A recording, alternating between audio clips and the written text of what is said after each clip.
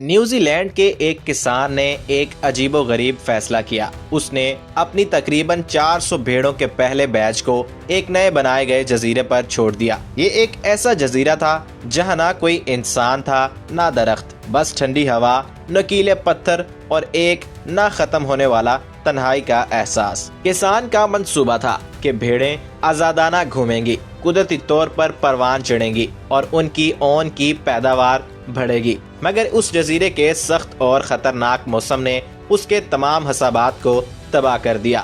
مایوس ہو کر وہ ان بھیڑوں کو وہیں چھوڑ کر واپس مرکزی زمین پر چلا گیا۔ سال گزر گئے، دہائیاں بیت گئی، کسی نے اس جزیرے کا رخ نہیں کیا۔ پھر تقریباً 50 سے 60 سال بعد 1970 کی دہائی میں جب کچھ لوگ اس جزیرے پر پہنچے تو جو منظر انہوں نے دیکھا وہ صدمے سے کم نہ تھا۔ دیکھنے والوں کو لگا جیسے یہ ارتقاء کی کوئی نئی نسل ہو، لیکن سوال یہ تھا اتنی بڑی تبدیلی کیسے آئی بغیر کسی انسانی مدد کے؟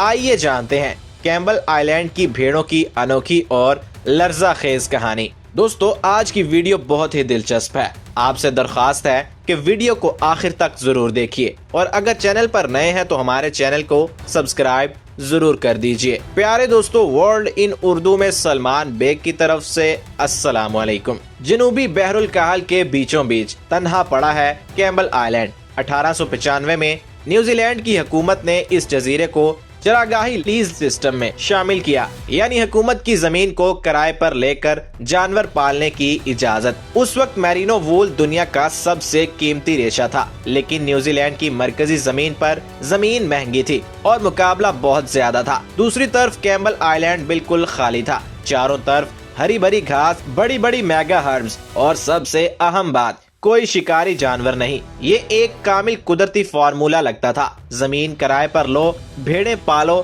اون بیچو اور زبردست منافع کماؤ۔ گیبن ریجن کے ایک شخص جیمز گورڈن نے سب سے پہلے یہ لیز لیا۔ وہ تقریباً 400 سے 500 بھیڑیں لے کر وہاں اپنی فارمنگ شروع کرنے پہنچا، مگر 1900 تک اس کا پورا منصوبہ ناکامی سے دوچار ہو گیا، کیونکہ یہ جزیرہ مرکزی زمین سے تقریباً 660 کلومیٹر دور تھا۔ سامان لے جانے والے جہازوں کا یہاں پہنچنا مشکل اور بہت مہنگا تھا۔ اوسط درجہ حرارت صرف 6 سے 8 ڈگری سیلسیس، تیز ہوائیں، برف باری اور غیر متوقع موسمی حالات نے بھیڑوں کا زندہ رہنا مشکل کر دیا۔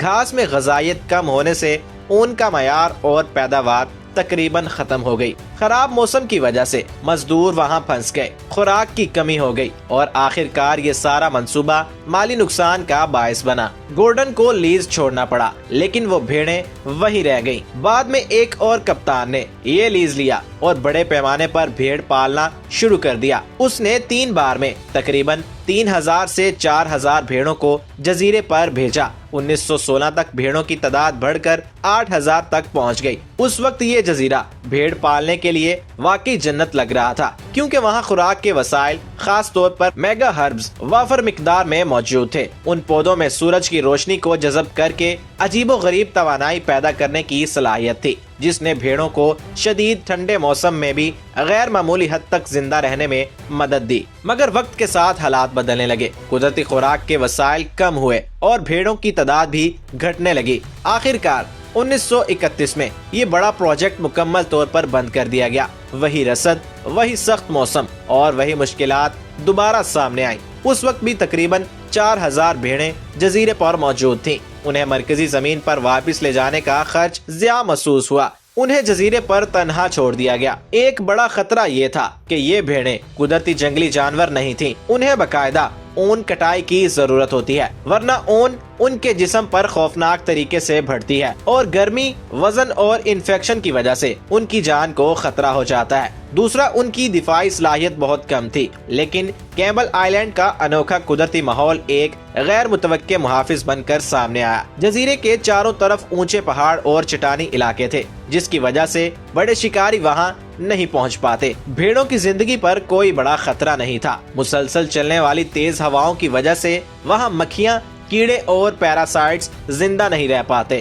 یہ ایک خفیہ فائدہ ثابت ہوا، کیونکہ ان کیڑوں سے ہونے والے انفیکشن کا خطرہ ٹل گیا۔ 1931 سے 1970 کے درمیان بغیر کسی انسانی مدد کے بھیڑیں آہستہ آہستہ اپنی آبادی کو دوبارہ بڑھانے لگیں۔ جو بھیڑیں نئے سخت ماحول سے مطابقت نہیں رکھ پائیں وہ جلد ہی مر گئیں، لیکن جو جسمانی طور پر مضبوط تھیں، جن کی ذہانت اور جسم نے نئے حالات کے مطابق خود کو ڈھال لیا تھا، وہ زندہ بچ گئیں اور اپنی نسل کو آگے بڑھایا۔ اس طرح نسل در نسل صرف بقا کی جینز ہی منتقل ہوئے۔ نتیجتاً جزیرے پر صرف وہ بھیڑیں بچیں جو انتہائی لچکدار، مضبوط اور شدید موسم کے لیے کامل تھیں۔ تقریباً 40 سال تک بغیر کسی انسانی مدد کے بھیڑیں اپنے طریقہ ہائے بقا کو بدلتے ہوئے مکمل طور پر آزاد ہو گئیں۔ جو نسل پہلے انسانوں پر منحصر تھی، اب اس کا رہن سہن، رویہ اور یہاں تک کہ جسمانی خدوخال بھی بدل کر ایک جنگلی آبادی بن چکا تھا جو مکمل طور پر فطرت پر انحصار کرتی تھی۔ پھر 1975 میں جب سائنسدان وہاں پہنچے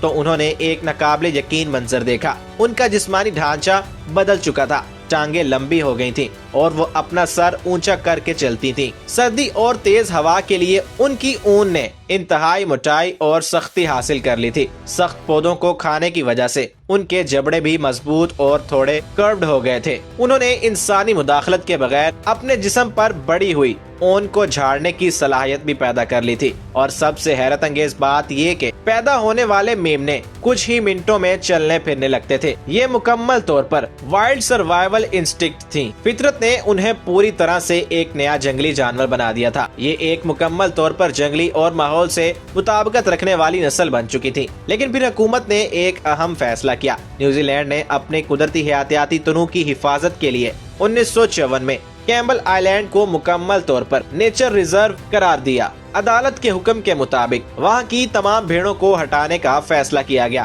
بھیڑوں کی آبادی بے قابو ہو چکی تھی۔ ان کی ضرورت سے زیادہ چرنے کی وجہ سے جزیرے کا مقامی ماحولیاتی نظام مکمل طور پر تباہ ہونے کے دہانے پر تھا۔ حکومت نے اس عمل کو لازمی اور حتمی قدم سمجھا تاکہ جزیرے کے نایاب پودوں اور مقامی جنگلی حیات کو بچایا جا سکے۔ 1984 سے لے کر 1991 تک ایک آپریشن کے ذریعے تقریباً 7000 بھیڑوں کو ہٹایا گیا اور آخر کار 1992 میں وہاں بچی آخری بھیڑ کو بھی ختم کر دیا گیا۔ اس کارروائی پر کئی لوگوں نے دکھ کا اظہار کیا، لیکن حکومت کا موقف تھا کہ ماحولیاتی توازن کے لیے یہ ناگزیر تھا۔ تاہم 1975 اور 1976 میں سائنسدانوں نے چند بھیڑوں کو منتخب کیا تاکہ یہ نسل مکمل طور پر ناپید نہ ہو جائے اور انہیں افزائش نسل کے لیے نیوزی لینڈ لے جایا جا سکے۔ 58 بھیڑوں کو مشکل سے پکڑا گیا اور پھر ان میں سے 10 صحت مند ترین بھیڑوں کو افزائش نسل کے لیے منتخب کیا گیا۔ انہیں بحفاظت مرکزی زمین پر منتقل کیا گیا۔ وقت کے ساتھ ساتھ انتخابی افزائش کے ذریعے ایک نئی اور نایاب نسل پیدا ہوئی جسے کیمبل آئی لینڈ شیپ کا نام دیا گیا۔ یہ نسل آج بھی موجود ہے اور نسل در نسل اپنی بقا کو جاری رکھے ہوئے ہے۔ دوستو، اگر آپ کو آج کی ویڈیو پسند آئی ہو تو ویڈیو کو لائک اور چینل کو سبسکرائب ضرور کر دیجیے گا، اور کمنٹ باکس میں اپنی رائے کا اظہار لازمی کیجیے گا کہ آپ یہ ویڈیو کس شہر اور کس ملک سے دیکھ رہے ہیں۔ ملیں گے ایک نئی ویڈیو کے ساتھ، تب تک کے لیے اللہ حافظ۔